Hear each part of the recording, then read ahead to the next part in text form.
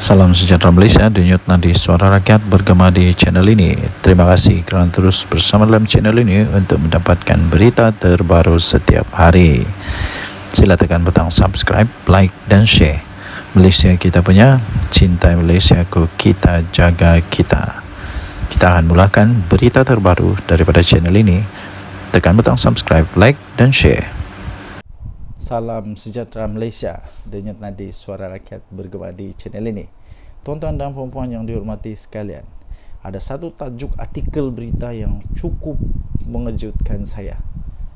Anda tinggalkan komen apa pendapat anda dengan tajuk berita ini, yaitu PAS sedang diperalatkan bersatu. Betulkah bersatu sedang memperalatkan PAS? Betulkah bersatu sedang tunggang PAS? Tapi kalau betul, takkanlah PAS tak sedar. Takkanlah PAS terus membiarkan dia diperalatkan oleh bersatu untuk kepentingan politik bersatu. Takkanlah orang-orang bijak macam Hadi Awang, macam Tuan Guru Tuan Ibrahim Tuan Man, ya kan, sampai bagi sijil ISO, mesti orang yang hebat, pandai, bijak. Takkanlah mereka tak sedar mereka sedang diperalatkan. Kalau betul PAS sedang diperalatkan oleh bersatu. Nah, ini daripada Harapan Daily.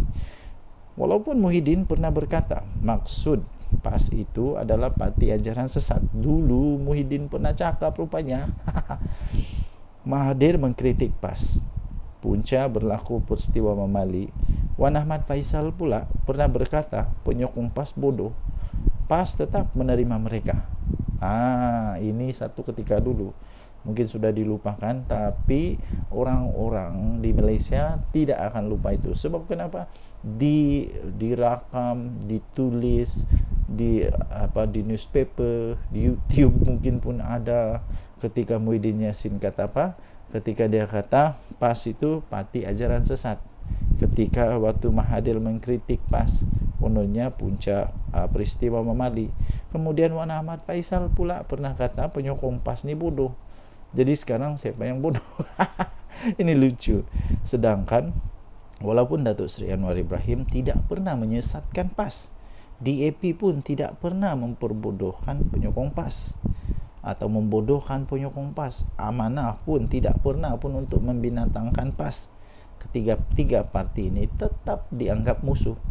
Entah tiba-tiba Mahathir jadi kawan, Ahmad Faisal yang kata penyokong PAS bodoh tu pun jadi kawan, Muhyiddin yang kata PAS itu maksudnya parti ajaran sesat pun jadi kawan. Sebenarnya Muhyiddin sangat licik dalam permainan politik. Muhyiddin menggunakan Tun Mahathir untuk menjatuhkan Tun Abdullah Badawi, sehingga Pak Lah menzahirkan duka cita sikap Muhyiddin itu di pentas terbuka. Kemudian Muhyiddin cuba menjatuhkan Najib, kononnya kes 1MDB. Sebelum dijatuhkan, Najib telah pun bertindak lebih awal menjatuhkan Muhyiddin daripada kerusi timbalan Perdana Menteri. Tidak berputus asa, Muhyiddin sanggup menyembah Anwar di penjara. Ihsan Anwar merestukan bersatu untuk bersama dengan Pakatan Harapan. Selepas PH berjaya memenangi PRU14, Muhyiddin mengkhianati Mahathir dan Anwar. Akhirnya dia menjadi Perdana Menteri. Sebenarnya bersatu tidak pun mampu untuk memenangi satu pun kerusi tanpa PAS. Jika tidak percaya, cubalah PAS ambil sikap lepas tangan untuk PR kanan kiri. Bersatu akan kena TKO, confirm plus guarantee. Ketika Muhyiddin menjadi Perdana Menteri, dia tidak lantik timbalan Perdana Menteri dari PAS. Malah Muhyiddin tidak pun mempercayai ulama PAS untuk memegang portfolio Menteri Agama. Mungkin Muhyiddin masih yakin kenyataannya bahawa PAS ini bermakna parti ajaran sesat.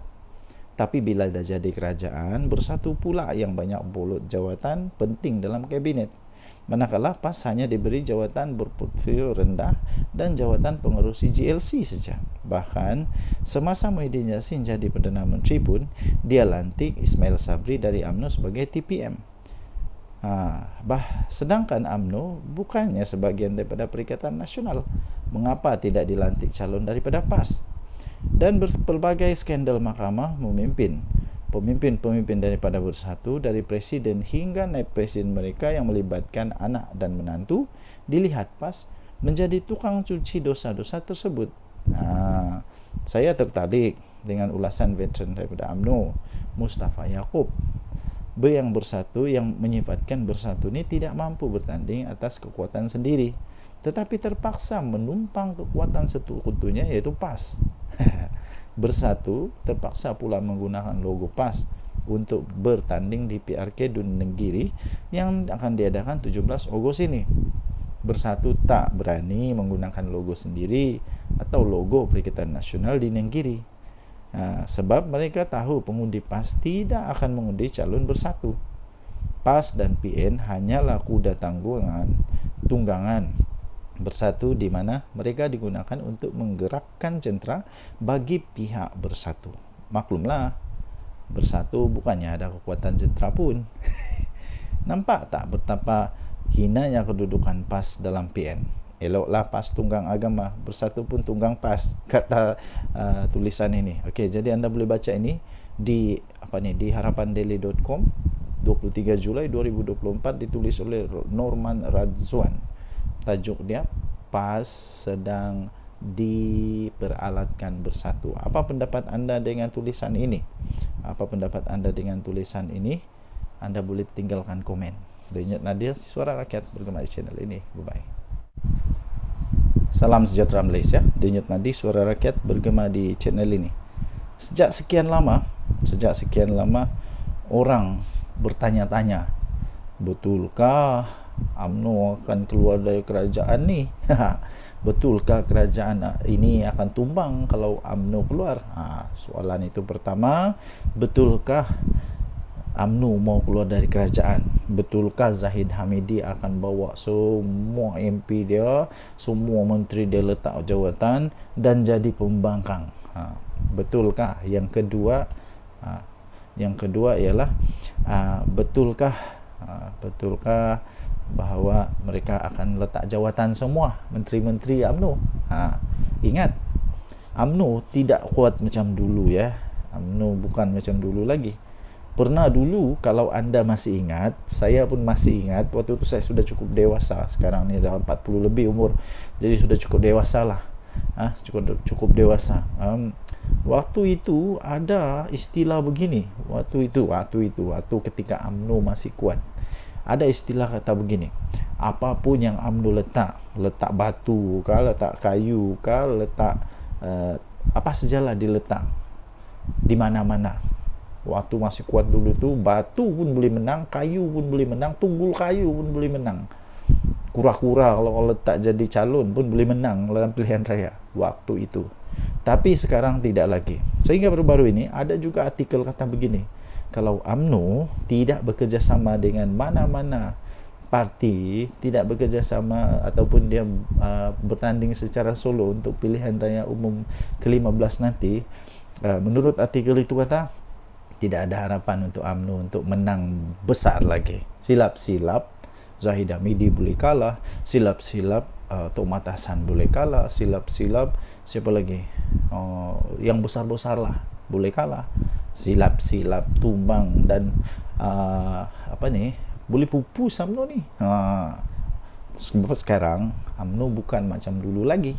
Ya, jadi kerana itu ya tuan-tuan dan puan-puan, kalaulah UMNO keluar daripada kerajaan ini, pada pendapat saya, pertama, kerajaan tak perlu risaulah. Tidak perlu risau pun. Kalau dia keluar pun, kerajaan tetap ada majoriti muda. Kerajaan Madani ini, Datuk Seri Anwar Ibrahim, tetap ada majoriti muda dan belum tumbang. Tapi dia dapat disahkan tidak ada lagi majoriti 2/3. Risikonya kepada Datuk Seri Anwar Ibrahim hanya satu, iaitu ketika pembentangan rang undang-undang pembekalan. Kalau tidak ada sokongan, dia mungkin terpaksa letak jawatan. Tapi untuk kata otomatik kerajaan Madani tumbang itu tidak mungkin berlaku. Ya. Jadi menteri-menteri UMNO saya fikir tidak akan begitu mudah untuk meletak jawatan. Bukan mudah, lagipun ramai orang lagi berbaris menunggu. Kalau semua menteri UMNO keluar, bagus jugalah. ada peluang untuk DAP, ada peluang untuk amanah, untuk isi tempat mereka. Ini pun sebenarnya boleh dikatakanlah, boleh dikatakan hasil daripada persefahaman yang baik dalam kerajaan perpaduan. Walaupun UMNO taklah besar mana kemenangan dia, tidak macam dulu, maksud saya tidak macam dulu kemenangan itu, tapi mereka tetap dihargai oleh kerajaan yang ada sekarang, sampai mereka tetap diberikan banyak jawatan dalam kerajaan. Timbalan Perdana Menteri dari mana? Timbalan Perdana Menteri daripada UMNO, yang sepatutnya boleh saja daripada DAP, tetapi kerana strategi politik menunjukkan bahawa mereka ini sepahaman, ada perpaduan, maka okeylah, bagilah dekat Datuk Seri Zahid Hamidi. Jadi maksud kata begini, UMNO kena sentiasa ingat bahawa mereka ada sekarang ini menjadi kuat semula, bolehlah dikatakan semakin mengorak langkah untuk menjadi kuat, kerana mereka ada satu gabungan persefahaman politik dengan Pakatan Harapan, ya. Jadi hanya satu peluang untuk UMNO dapat menang, ialah dengan bekerjasama dengan Kerajaan Perpaduan, dengan Pakatan Harapan. Kalau tidak, UMNO tak akan boleh kalahkan PAS. Itu for sure lah. UMNO susah untuk kalahkan PAS. Nah, kalau 1 lawan 1, UMNO lawan PAS, memang belum tentu UMNO boleh menang. Okay. Walaupun di tempat DAP, walaupun di tempat yang di tempat yang bukan PAS yang menguasa. Apa pendapat anda? Sila tinggalkan komen. Denyut Nadi Suara Rakyat bergema di channel ini. Bye-bye. Salam sejahtera Malaysia, Denyut Nadi Suara Rakyat bergema di channel ini. Okey, tuan-tuan dan puan yang dihormati sekalian, sepanjang beberapa hari ini, perkara yang amat hangat di seluruh berita ataupun semua penganalisis pengulas politik ialah tentang di mana adanya konon-konon lah, ura-ura lah, konon lah, cerita kabar angin lah, yang mengatakan MCA dan MIC keluar daripada Barisan Nasional. Tuan-tuan dan puan yang dihormati sekalian, itu hanya berita kabar angin. Walaupun begitu, malam ini, hari ini, pagi ini, hari ini, petang ini, apa-apa sajalah masa yang anda tonton video ini, saya ingin nyatakan bahawa tidak ada keuntungan pun kalaulah MCA dan MIC keluar daripada Barisan Nasional. Apa keuntungan bagi mereka? Mungkin anda boleh berikan komen. Apa pendapat anda?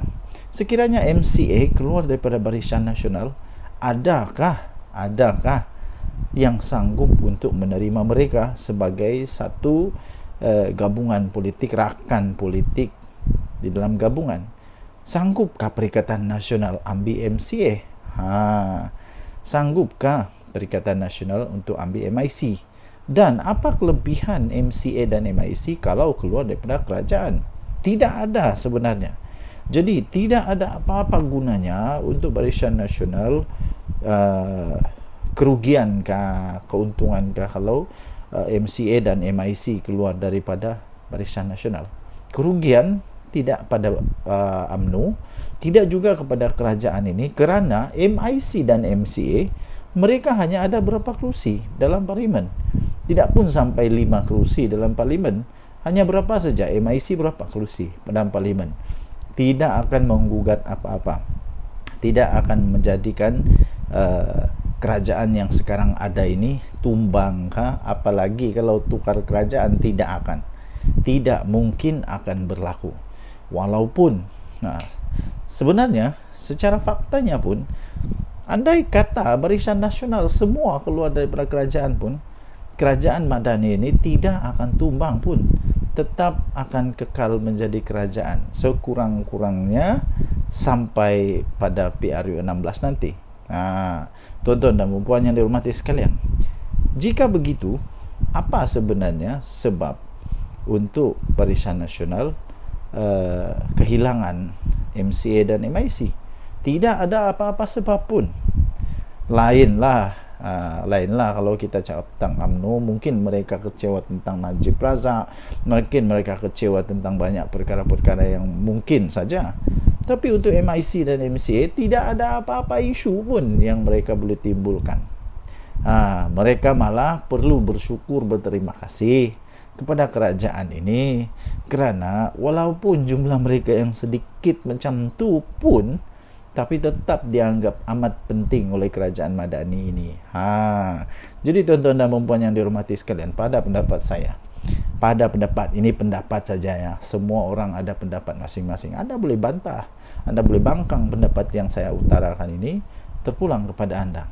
Sekiranya MIC dan MCA nak keluar, kalau pendapat saya, UMNO tak payah nak tergeh-geh pun, untuk pujuk MCA atau MIC ni.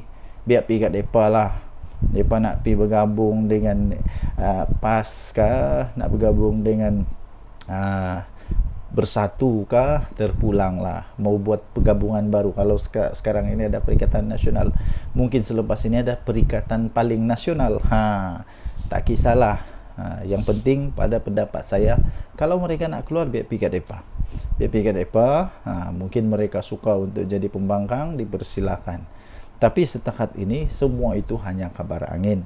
Dan kalau mereka keluar pun tiada apa-apa pun kerosakan kepada kerajaan ini.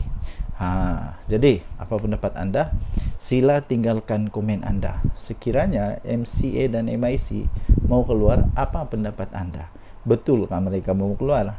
Mungkin anda ada sumber yang lain yang mengatakan mereka mau keluar. Tapi pada pendapat saya, tidak akanlah mereka keluar untuk setakat ini, kerana tidak ada apa-apa keuntungan pun.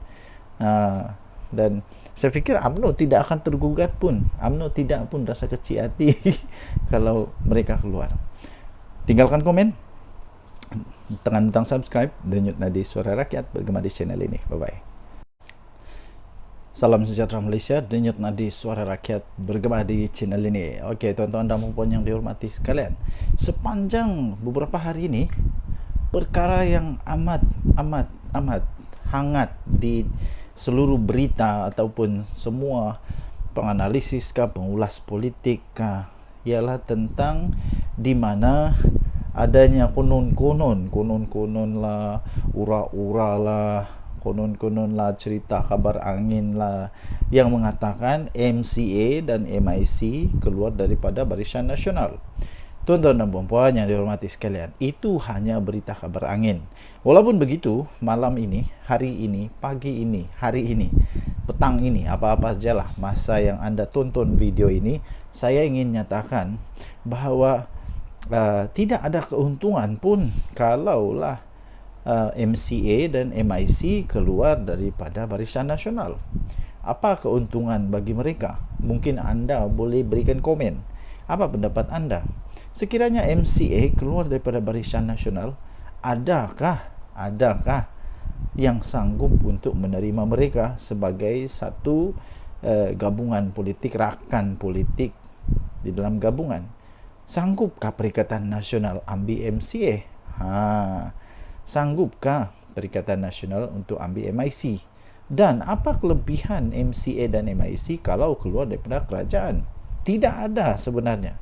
Jadi tidak ada apa-apa gunanya untuk Barisan Nasional, kerugiankah, keuntungankah kalau MCA dan MIC keluar daripada Barisan Nasional? Kerugian tidak pada UMNO, tidak juga kepada kerajaan ini, kerana MIC dan MCA mereka hanya ada berapa kerusi dalam parlimen. Tidak pun sampai 5 kerusi dalam parlimen. Hanya berapa saja, MIC berapa kerusi dalam parlimen. Tidak akan menggugat apa-apa, tidak akan menjadikan kerajaan yang sekarang ada ini tumbang apalagi kalau tukar kerajaan, tidak mungkin akan berlaku. Walaupun sebenarnya secara faktanya pun, andai kata Barisan Nasional semua keluar daripada kerajaan pun, kerajaan Madani ini tidak akan tumbang pun, tetap akan kekal menjadi kerajaan sekurang-kurangnya sampai pada PRU 16 nanti. Tuan-tuan dan puan yang dihormati sekalian, jika begitu, apa sebenarnya sebab untuk Barisan Nasional kehilangan MCA dan MIC?